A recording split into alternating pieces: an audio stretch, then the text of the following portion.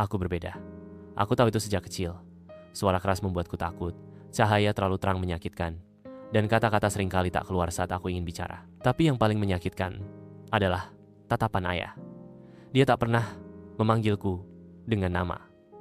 Selalu anak aneh atau bikin malu keluarga. Saat aku menutupi telinga atau melompat karena terlalu panik, dia akan membentak, bahkan kadang memukul meja agar aku belajar jadi normal. Tapi aku bukan rusak.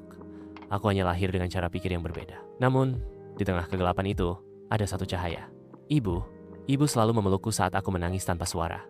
Ia tak pernah menuntutku bicara seperti anak lain. Ia belajar bahasa tubuhku, memahaminya, dan membalas dengan senyuman yang membuat dunia terasa aman. Di matanya, aku bukan cacat. Aku istimewa. Setiap malam, saat ayah tertidur, ibu duduk di sampingku dan berkata, "Kamu tidak perlu jadi seperti orang lain, nak. Jadilah dirimu. Dunia akan mengerti, asal kamu jangan menyerah." Kata-kata itu jadi tamengku. Saat teman mengejekku di sekolah karena aku suka menyendiri, aku mengingat pelukan ibu. Saat guru mengira aku bodoh karena aku lambat menjawab, aku mengingat suara lembut ibu membacakan cerita. Lalu, aku temukan pelarianku, komputer. Benda itu tak menuntutku bicara, hanya logika. Aku mulai belajar coding sendiri. Duniaku mulai terbuka. Di dunia digital, aku tak perlu menatap mata orang. Tak perlu menjelaskan perasaanku.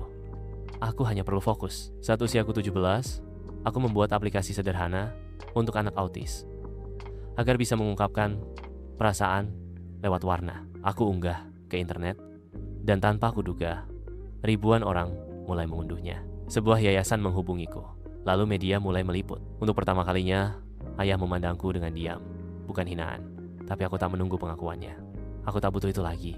Aku hanya ingin satu hal, membuat ibu bangga. Kini, aku menjalankan startup kecil yang membuat teknologi untuk anak-anak sepertiku. Aku berbicara lewat video animasi karena aku masih kesulitan tampil langsung. Tapi tak apa, karena aku tahu, keberhasilanku bukan karena aku berubah jadi normal. Aku berhasil karena aku tetap menjadi aku. Dan karena satu orang, satu cinta tulus dari seorang ibu yang tak pernah menyerah melihat cahaya di balik kesunyian anaknya. Dan untuk kamu yang merasa sendiri seperti aku dulu, percayalah, kamu cukup. Dunia mungkin belum mengerti, tapi jangan biarkan itu padamkan cahaya dalam dirimu. Suatu hari, mereka akan melihat seperti ibuku melihatku. Kalau cerita ini menyentuh hatimu, bantu sebarkan harapan ini ke lebih banyak orang. Jangan lupa subscribe dan share, agar lebih banyak anak seperti aku tahu mereka tidak sendiri.